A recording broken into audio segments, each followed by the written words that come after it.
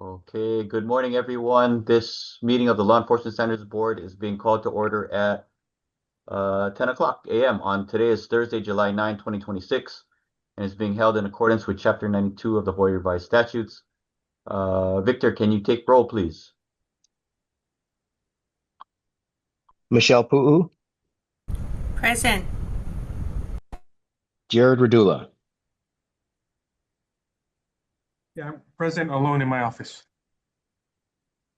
I'm sorry, Michelle, I forgot to ask your situation in your office and whether you're alone. Yep, I'm alone. Okay. I'm concerned that you had to check behind you first. I figured I better make sure in case someone snuck in. It could happen. Carlton Helm. Present alone in my fleet vehicle. All right. Gary Suganuma. I'm here alone. Thank you. Honolulu PD is excused. Thomas Chope. Present and alone in my office. Joy Medeiros. Present and alone in my office. Rudy Tai. I'm present and alone in my office. Sherry Bird. Present in my office alone.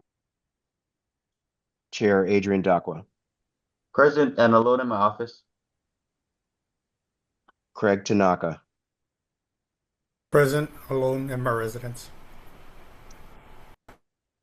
And both the vice president and president of SHOPO were unavailable. They are excused. That completes the roll. 2, 3, 4, No, 5, no. 6, 7. We got DLE Director here. Do you have another one? Oh, did I skip one? No, my bad. I came on late. Mike Lambert, DLE alone. in my office. Okay. Yeah, my bad. All right. I had marked Jared for DLE. So Jared is attending as the state law enforcement officer, correct? Yeah, and we'll go ahead and get you guys. I know it's kind of moving. Okay. We'll make it clear when that execution occurs. All right. That completes the roll. Yeah, that looks like we have 11 members present. Let's see. Was there any public testimony submitted, Victor? I checked yesterday. I didn't see anything for today's meeting. I received nothing in the mail room and nothing in the email box. Okay. Going to the agenda, approval of the February 19, 2026 open session meeting minutes. Any questions, discussion? Or is there a motion to approve the minutes as drafted? Motion to approve, Adrian. Craig. Thank you, Craig. Is there a second? Second. Victor, you got Sherry down as a second? I know there are a couple of people that thank you.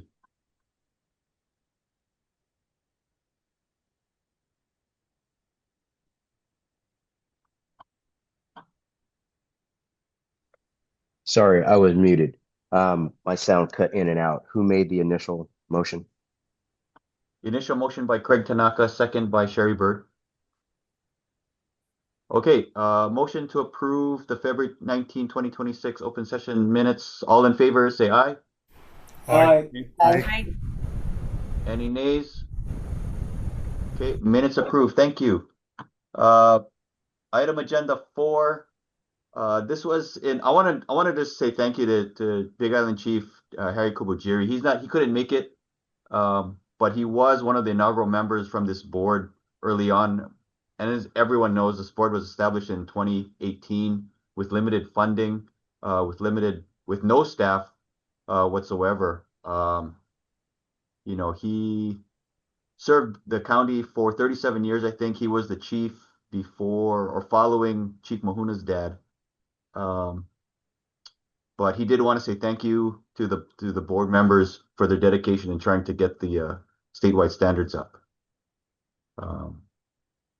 Comments, discussion, saying thanks to Chief Kubujiri.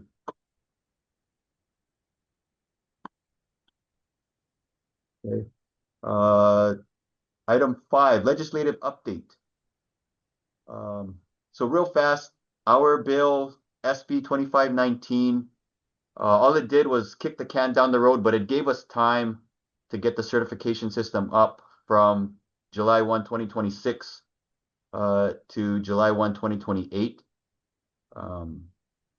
We were actually sweating a little bit. Me and Victor went through, submitted testimony on behalf of the board, submitted testimony, attended the hearings. This was actually went to conference for whatever reason. I'm not sure what the dispute was, but ultimately it passed. Governor signed it as Act 107 on June 8th.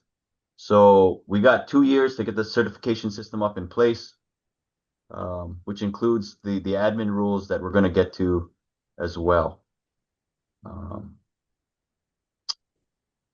As far as SB 2593, we tried to get the new positions for the board exempt from civil service and excluded from collective bargaining. I think the primary driver for this was trying to get competitive salaries set. Unfortunately, it died in the House. I'm not sure the reason why. And I think with this kind of legislation, it's no sense in trying it again because we're under the gun to get the certification system up in place. It'll probably impact the hiring process in terms of the salary not being as competitive as it could or should be. So I'd like to note that for the record, but we will nonetheless move forward and try and get these positions filled. The 2 positions that we did get funding for, since we're on this topic, were the administrative manager, the lead administrative manager, and the training and curriculum coordinator, which Victor will get into later on. HB 1976 was relating to dementia. I think the issue that the board had with this was not so much the content of the training, but the idea that outside agencies shouldn't dictate what the best practices for law enforcement officers should be. It should be this body. So Victor did submit testimony to that effect. But now that we're off session, I did encourage Victor to reach out to the stakeholders, including like the Department of Health's Executive Office on Aging, to see if they can give us what they intended to implement, and we can take a look and see how it fits with the existing curriculum that we have so far. Those are the 3 bills we had as far as our legislative update. Any comments or discussion? Thank you. Hearing none. Okay, let's move to item administrator's update. Victor. And good morning, everyone. On sub item A, we disseminated in the packet that we sent out the actual model pursuit policy that you all approved back in January. So to make certain that everybody had that copy, and we've already had discussions about your existing agency policies and points of compliance with that. I think with the legislation that was passed, the board's approved model policy complies with everything that's required statutorily. So I think we're on good footing there. Any comment on that? Okay. I would So add that, yeah. real fast, I would add that all of the departments should be on notice. I think it was effective on approval, but the deadlines have already started, or the clock's running, I want to say at January 1, 2027 for all the departments to get their pursuit policy in place up to speed with, I think it's been codified as 139.13. But I guess consider this as the formal dissemination of the policy, which the board did approve back in January, so it shouldn't be any surprise to all of the agencies. Thank you. Sub item B, we did get budget appropriation. So that's good. Included in that, as Adrian mentioned, are monies for 2 positions, an administrative manager and a training and curriculum coordinator. We are working with HR as it stands right now. The job description that I wrote up for the administrative manager fits nicely with the existing state position. So we shouldn't have much of an issue getting that one approved. However, the training and curriculum coordinator position, the job description that I wrote up does not meet any of the current positions existing in the state. So we're working with HR to try to figure out how to go forward to get approved to create a brand new position, what pay scale will be related to that position so that we can get a job announcement out sooner than later. I've been cautioned not to expect a hiring process or hiring of personnel before late this year or early next year. When we do put those hiring boards together or panels for folks who have put in for those positions to interview, we'll be looking for assistance from board members if you're available to sit in and help us decide who's going to be best to do the work for the board. If anybody is interested in that, I know that you all have time constraints, but we'd love to have some volunteers for those positions. Go ahead, Adrian. Hey, real fast, Mike, I don't know Marty Martinez's official position, but can you send me the position description for that? I'm guessing she was in charge of some kind of training with the department. I'm wondering if that might help us get the DHERD approval for our training and training coordinator. We'll send you what we have for the training division. Awesome. And then, whatever fits, whatever works for your guys' purposes. Okay, thanks. Okay. Sub-item C, job task analysis. So in addition to the two personnel that were funded, we do have funding for the two software platforms that we were looking at, a records management platform similar to Acatus, which we use for a price point, and a LMS or a learning management system similar to Blackboard, which we just used as a price point. Acatus or the record management system will need sooner than later, hopefully soon after or in conjunction with the hiring of the administrative manager so that we can start to issue provisional certifications to all existing officers and create a database of all the current personnel that we'll be dealing with when certification comes. The big thing is the job task analysis. In your packets is a copy of a memo that I wrote to Adrian. When I wrote the initial RFP for the job task analysis, I anticipated actually having staff to do a lot of the work because we now know that we're going to be delayed in getting a training curriculum coordinator. I am editing or revising the job task analysis to include more work for the vendor who we select. It's going to require whoever that contract person or company is to do more work because we will not have the internal personnel to start to look at the current curriculum that every agency's training now, develop a plan that's as congruent with that as possible, that forms what you all ultimately decide is going to be the basis for basic training certification requirements and continuing education requirements. So that's where we sit on the job task analysis. The RFP should be done by the end of this month. I'm still making revisions to it.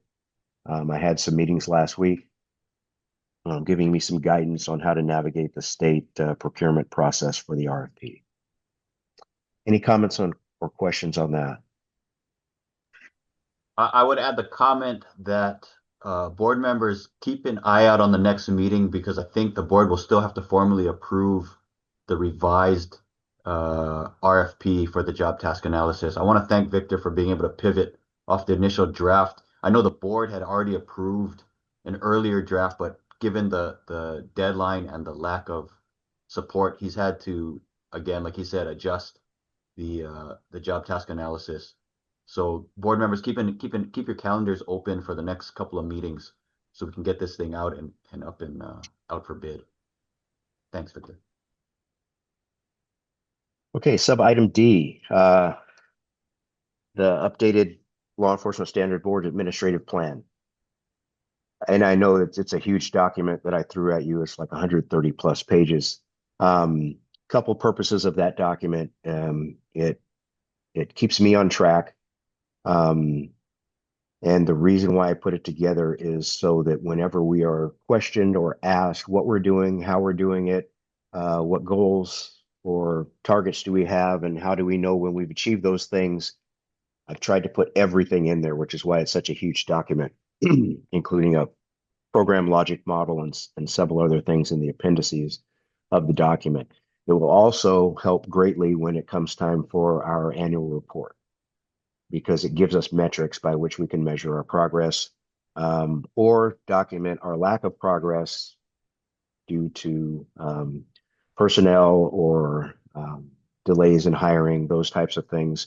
And we're able to answer any questions by any legislators or anyone in the governor's office about where we're at, what we're doing, and how we're progressing. It is a huge document. As you read through it, write notes. If you have questions, don't hesitate to send me an email or call me and go over it. The one thing I will point out is, I believe I don't have it printed out because it is such a big document, but I believe it's section 14 is the communications plan, which I think is important, so that the board speaks as one voice. So it gives certain duties to the chair, certain duties to the vice chair, certain things that are delegated to me, and it has a little bit of guidance for board members when you're speaking, not as representatives of your agencies, but as board members.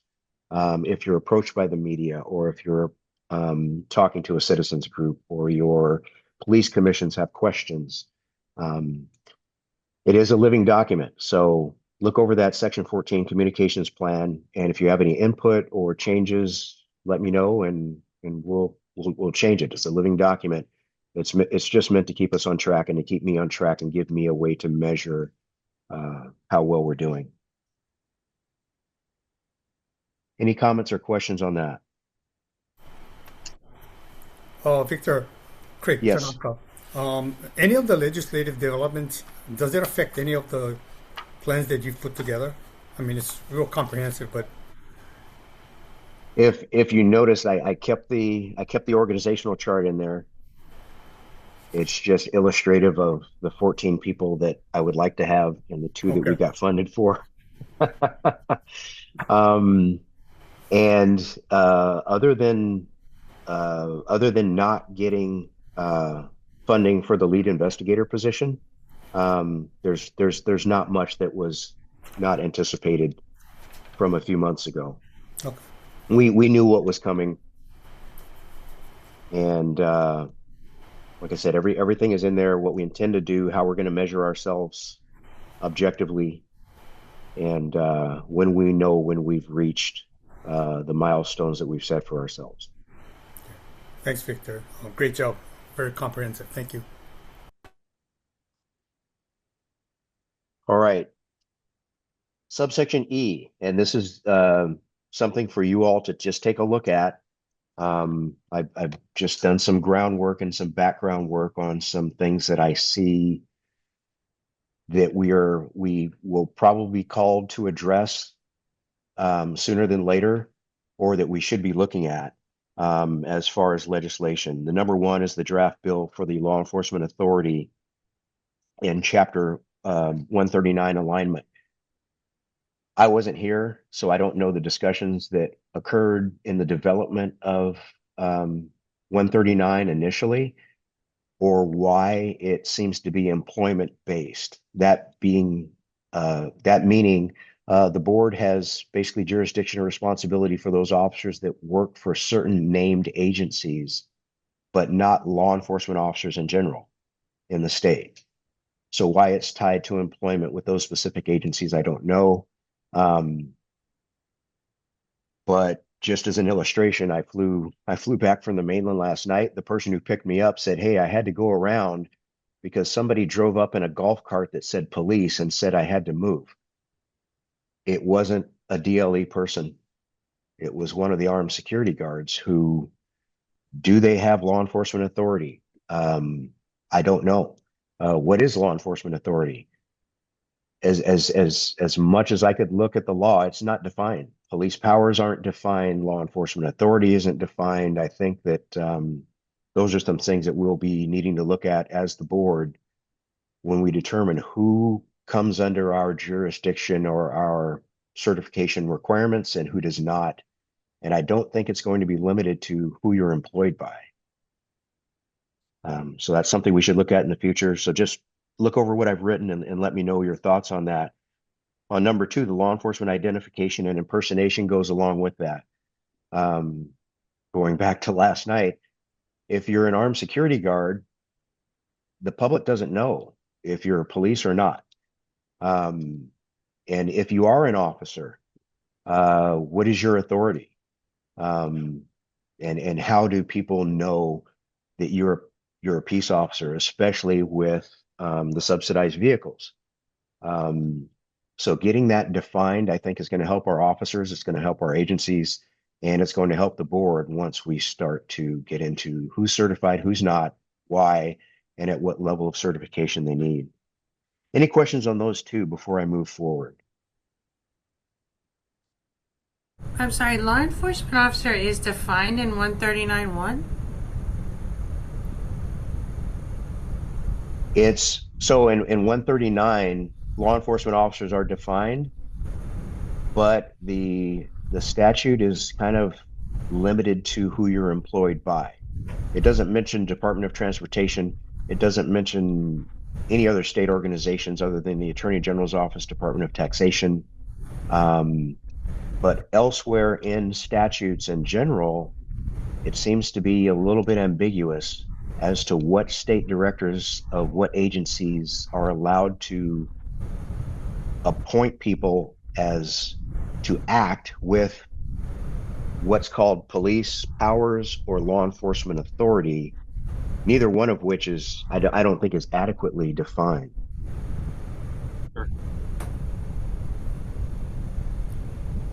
Yeah, Victor, so some of the initial sort of discussions that led to some of that was it was agencies that had law enforcement officers that carried both a badge and a gun.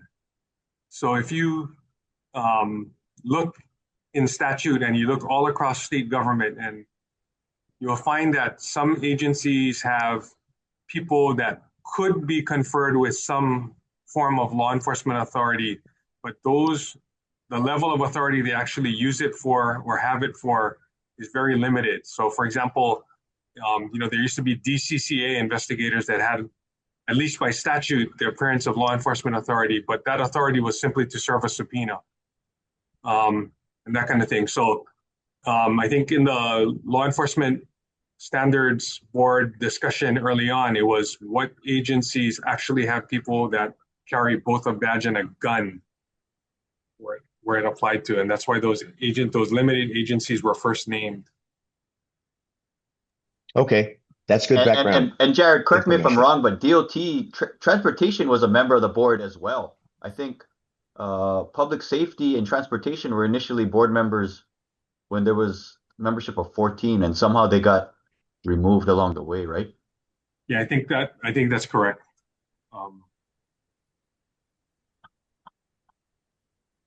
And some of those functions may be able to be accomplished as a civilian without peace officer authority, law enforcement authority, police powers, as ambiguously as they are defined in the law.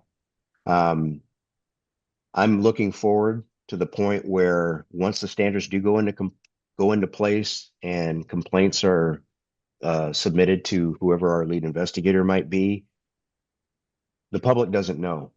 And they're going to be complaining about bail bondsmen. They're going to be complaining about the security guard at their local grocery store. We are going to get complaints that fall outside of our jurisdiction. And it's good to have guardrails or well-defined things because every complaint that we get is going to be a public record as soon as we receive it. We can't just dismiss it. We'll need to give some response as to whether it falls within our jurisdiction and whether it does not, and some guidance to them on where to go to receive information and further their complaint with whatever organization or entity that they should be talking to instead of us. So again, that's just groundwork. If it's already decided, then we don't have to do anything. But if it's not adequately defined, we may be called upon in the future to define it. Some legislatures may see fit to try to put other personnel underneath us. I think if we are proactive and get ahead of it, we can determine our fate as to what our jurisdiction and what our scope of authority is, rather than have it being dictated to us in the future, if that makes sense.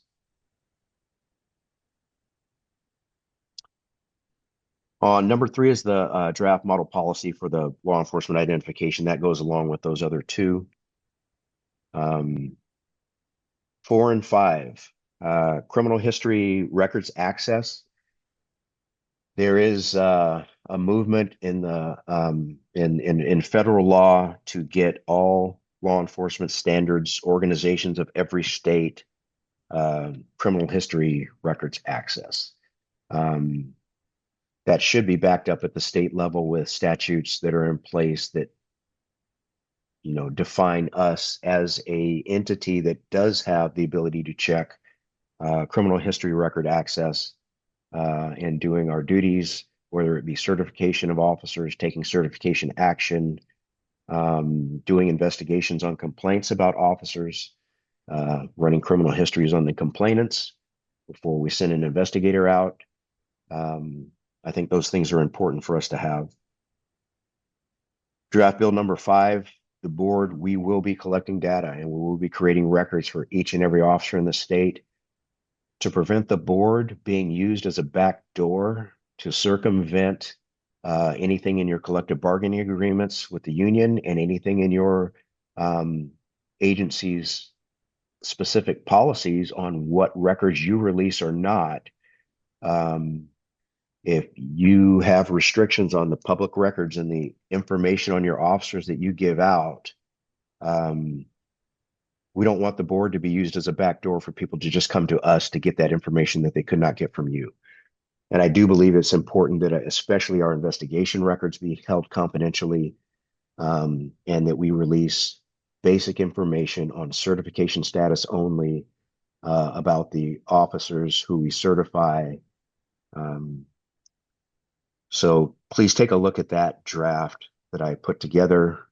Give me comments, take a look at your department's policies, so that, like I said, the board isn't used as a backdoor to get information about your agencies that you wouldn't have given out otherwise. Do you have any follow-up on that, Adrian? Just a couple of things. We're not looking to take action today, but I know it's part of the challenge with this board is the membership comes and goes with the designees. There's hard to get some kind of consistency. So please take the bills back and even the model policy, take it back to the command and come prepared in the next meeting or so to kind of take action, whether these are good ideas, bad ideas. I'm not going to put anyone on the spot today, but we should decide whether we're going to fish or cut bait on these things. You know, the legislation that we put forward this past year, we were lucky to have the Law Enforcement Coalition take in the certification extension deadline bill. I reached out to Speaker Nakamura's office to see, hey, how can we introduce these bills? Their office encouraged us to use the Law Enforcement Coalition as well. I know a lot of you guys are dual members of that group as well. But given the hurdles we ran into on simple things like just getting the positions exempt from civil service, I think we really need to take a look and prioritize whether do we want all 4 bills should we table some for now? I'm looking just to have a better, more robust conversation, maybe at the next meeting. I don't want to put anybody on the spot today. Um, Comments? Any comments or follow up on that?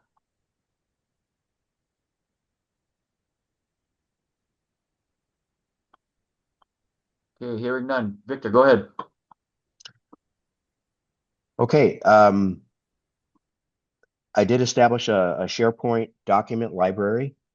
So policies that we've asked for, and thank all of you for when we ask you for your agency's policies and procedures on different topics having to do with the draft rules. We got a lot of information back, and the information that I've received is up, except for BLNR. I got a folder of documents that I'll need to scan and digitize, and then I'll put that up so that you all can log into that SharePoint at any time and take a look at the library of documents.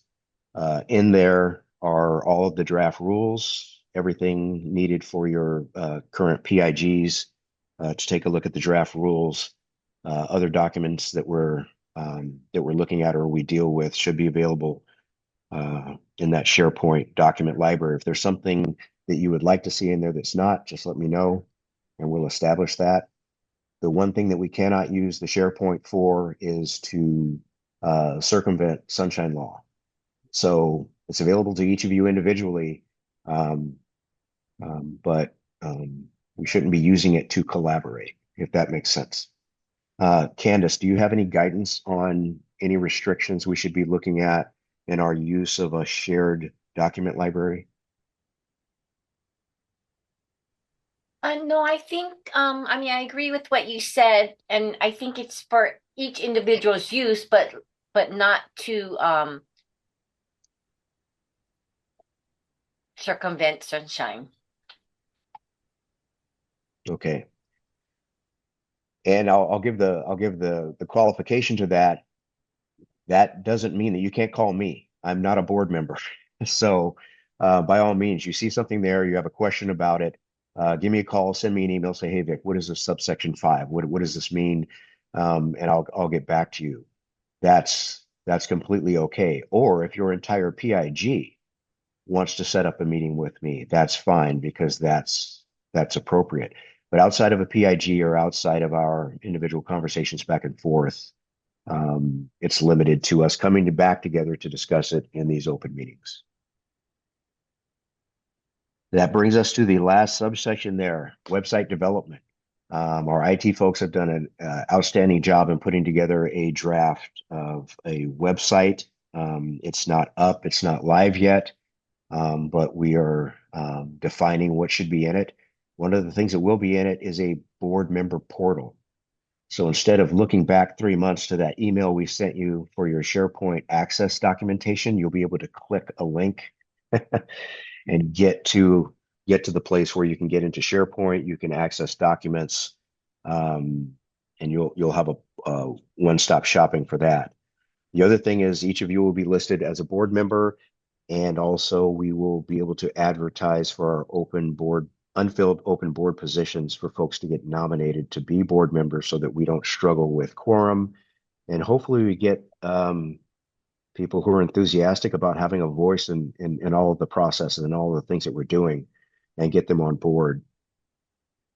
The couple of things that I would like to see on there, and I think this was delegated to the PIG that was looking at Rule Chapter 6, was the code of not the code of conduct. Rule Chapter 6 is the code of conduct, but it's the mission, vision, and values of the board and a logo. If we decide we want a logo, great. We need to decide what that will be. If we don't want one, that's fine too. But once we establish and make the website live, it's important that people at a glance see who we are, what we do, and what the board's purpose is. They're not going to read 139 to see what we do. They're going to pull up the website and they expect to see, in a few sentences or a few blurbs, what we're about, what we do, and where to click for the next meeting link and where to click for documents and who you all are as board members and hopefully how they can get themselves nominated if they have interest.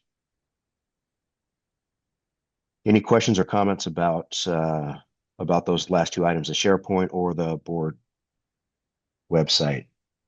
I don't have a timeline. Hopefully we can have something live by next meeting.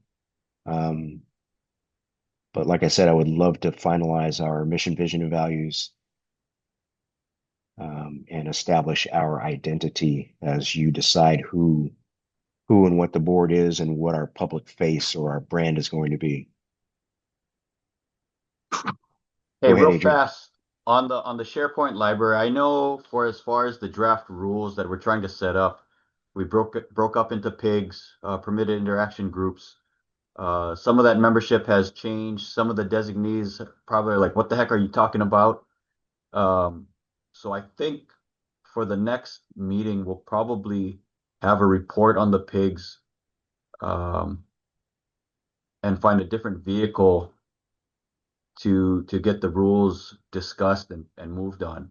The SharePoint library is essential to doing that, since all of the board members will have access to all of the materials. If you do not have access to the library, please let me and Victor know. Or if your agency doesn't have access to the library, please let us know. Someone should. It's just a matter of finding out who from your agency has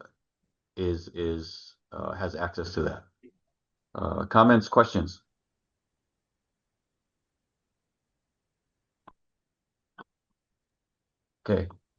Okay, thank you. And like I said, at any time, shoot me an email, give me a phone call as you read through that hundreds of pages of documents that we put in this packet, and you have questions, by all means, get in touch with me. Let me know what's a good idea. Let me know what's a bad idea. Let me know when I'm on course. Just like Jared brought up, let me know background that I'm not aware of and how we got where we're at now, so that I can better look forward and see what we need to start thinking about. The timeline for, the timeline for legislation for next session started at the end of this legislative session. So there's really no break. And if there's things that we want to do, it's better that I get on it sooner than later so that we're prepared and I get our annual report in on time and keep everyone who's asking us for information informed about what we're doing, where we're at, and start developing some relationships with some legislators who will see support of the board as a feather in their cap. And I appreciate your time. Okay, any public comment on issues not on the agenda? Anyone from the public wanting to testify or anything like that? I don't see. Brandon, do we have anybody? No hands raised. Okay. Then I'll move to the next meeting. It's currently scheduled for August 20, Thursday, August 20, 10 o'clock. Please mark that on your calendars. I know we missed quorum last month. I'd like to make sure we have enough guys to have a meeting next month. We do have to discuss the bills, the rules, etc. Otherwise, I'll take a motion to adjourn.